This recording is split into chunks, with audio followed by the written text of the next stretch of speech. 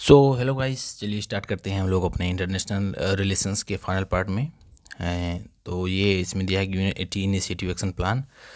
United Nations recently presented the UN80 initiative action plan, a coordinated road map to carry out system wide reforms. तो हाल ही में United nation ने UN80 ये initiative action plan दिया है।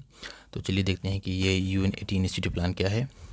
It is an ambitious system-wide reform effort launched in March 2025 to celebrate 18th anniversary of United Nations। तो इसने United Nations की 18th एनिवर्सरी को मनाने के लिए एक एम्बिशियस सिस्टम वाइड रिफॉर्म जारी किया है, जिसका ऑब्जेक्टिव है कि यूएन मोर एजाइल, यूनाइटेड नेशंस जो है एक इंटरनेशनल ऑर्गेनाइजेशन, इसको मोर एजाइल बनाना, मोर इंटीग्रेटेड बनाना और इफ़िशिएंट और इम्पैक्टफुल बनाना, स्पेशली अमिड श्रिंकिंग रिसोर्सेस। हम लोग देख रहे हैं कि यूनाइटेड नेशंस की जो रिलेवेंट है वो धीरे धीरे एक तरह से सब लोग समझ सकते हैं कि ये ख़त्म हो रही है, क्योंकि most of the world leaders जो हैं मोस्ट पावरफुल कंट्री की, जैसे कि यूएस के प्रेसिडेंट डोनाल्ड ट्रंप के द्वारा इसको नेग्लेक्ट करना, इसमें रिसोर्स फंडिंग को थोड़ा सा कॉम्प्रोमाइज़ करना, तो ये सब चीज़ें हैं जो दिखाती हैं कि यूनाइटेड नेशंस को फिर से अपने को एक तरह से रीबिल्ड करना पड़ेगा। इसलिए उसने अपने 18th एनिवर्सरी में ये एम्बिशियस प्रोग्राम चालू किया है। It has 3 main work streams: identifying efficiencies and improvements in the way of the union works। तो ये अपनी एफिशिएंसीज को आइडेंटिफाई करेगी और उसमें जो भी कहीं भी अगर लूप होगा तो उसको इम्प्लीमेंट करने की कोशिश करेगी। इसके अलावा reviewing the implementation of mandates received from member states.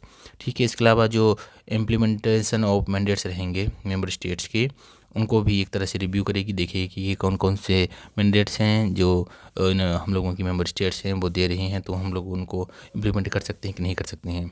ठीक है, इसके अलावा examining possible structural changes and programme realignments in UN system.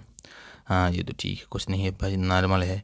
Timeline क्या है? नवंबर 2025 से दिसंबर 2026 के बीच में ये होगा। की रिफॉर्म एरियाज क्या क्या हैं? Peace and security, new models for peace operations that delegates task more efficiently. ये पैकेज एरिया है जो कि new models for peace operations that delegate task more efficiently. Humanitarian resources response क्या क्या है? A new humanitarian compact for simpler emergency plans and integrated supply chains. ठीक है, तो ह्यूमनिटेरियन रिस्पॉन्स के लिए यूनाइटेड नेशन ह्यूमन असिस्टेंस के लिए जो बनाया जाता है, उसके लिए एक सिंपल इमरजेंसी प्लान तैयार करेगा। इसके अलावा एक डेवलपमेंट सिस्टम तैयार करेगा, UN country teams and regional structure for cost effectiveness. Institutional mergers होंगे, जैसे कि possible merger of entities with overlapping work.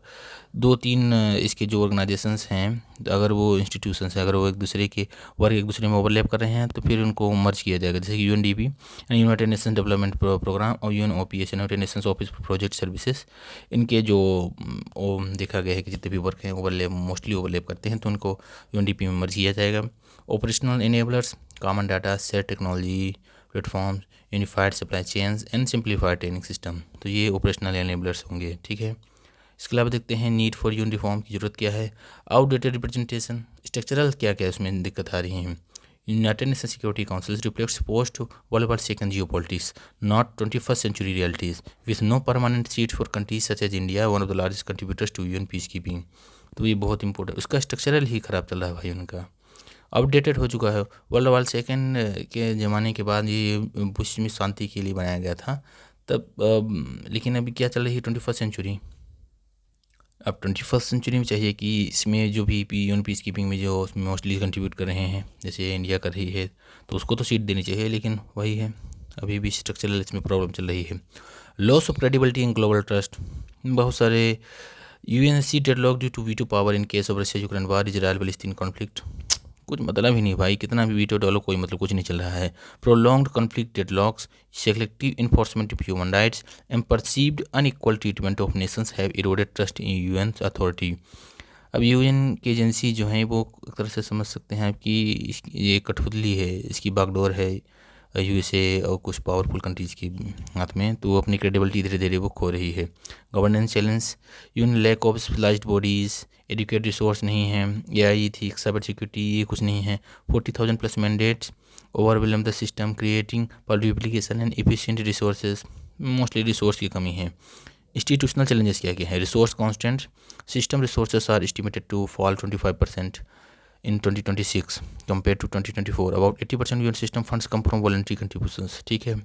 80% जो फंड आता है यूएन का वो आता है कि वॉलंटरी कंट्रीब्यूशंस। इच्छा तो दीजिए, न इच्छा तो मत दीजिए। तो ये तो फिर मूड पर डिपेंड करता है कि कोई कंट्री दे रही है कि नहीं दे रही है। System resources are estimated to fall 25%। इसके अलावा outdated systems, poor digital tracking, manual processes है, इंस्टीट्यूशनल फ्रेगमेंटेशन बनाया गया है, जैसे multiple entities operate in the same thematic spaces, जैसे UN women and UNFPA, United Nation population fund, due overlapping work. तो ये तो हम लोग वहाँ भी देख चुके हैं कि ओवरलैपिंग वर्क जो भी दिखाई दे रहा है उसको मर्ज करना जरूरी है। इंस्टीट्यूशनल फ्रेगमेंटेशन बहुत ज़्यादा है। Ambition resource mismatch, member states assign more task than the UN has capacity और फंड्स टू एग्जीक्यूट। हाँ, एम्बिशन रिसोर्स का मिसमैच है। जो मेंबर स्टेट हैं इससे बहुत ज़्यादा उम्मीद लगा के रखे हैं कि यूनाइटेड नेशंस ये करेगा वो करेगा वो करेगा, लेकिन एम्बिशंस और रिसोर्स के बीच में जो भी इन एम्बिशन को पूरा करने के लिए रिसोर्स की आवश्यकता है वो उनके बीच में बहुत सारा गैप है, मिसमैच है। इसकी स्थापना 1945 में world War second world war के उसमें हुई थी कि ठीक है एक हम लोग सिक्योर वर्ल्ड बनाएंगे। In signed in San Francisco, 193 countries हैं, India is a founding member. Charter principle, international peace, security, sovereign, equality, ये सब है।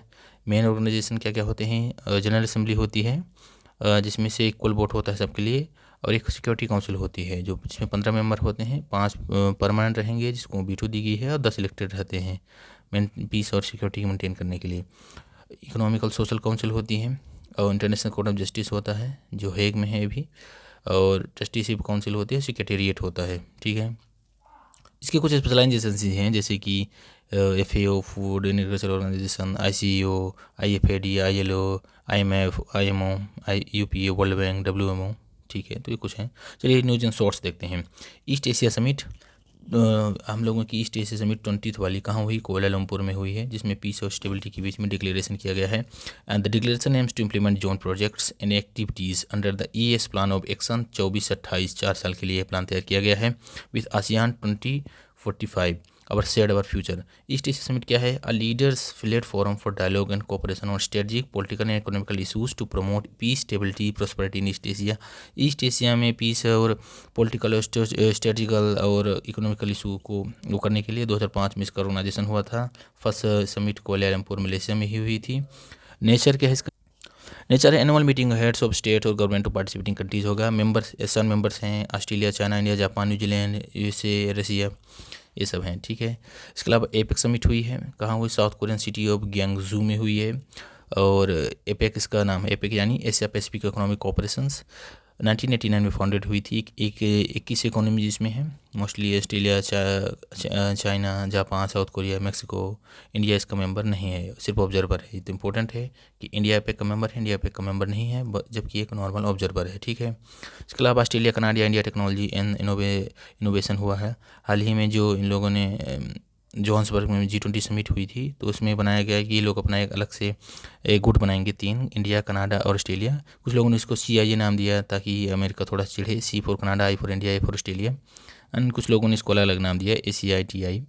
और ये क्यों बनाया गया है? ये इन्हेंस कोऑपरेशन करता है क्रिटिकल एंड इमर्जिंग टेक्नोलॉजीज़ में, इनोवेशन डोमेन्स में। एक तरह से जो अभी नई टेक्नोलॉजीज़ बढ़ रही हैं, जैसे AI हो गया, सेमीकंडक्टर चिप हो गया, इनके डेवलपमेंट और मास अडॉप्शन के लिए इन कंट्रीज ने अपने इसमें एक एग्रीमेंट साइन किया है, जिसको ACITI यानी Australia, Canada, India technology and innovation से एक तरह से ट्राइलेटरल फ्रेमवर्क आप बोल सकते हैं। इसके अलावा WAICO, World artificial Intelligence Cooperation organisation.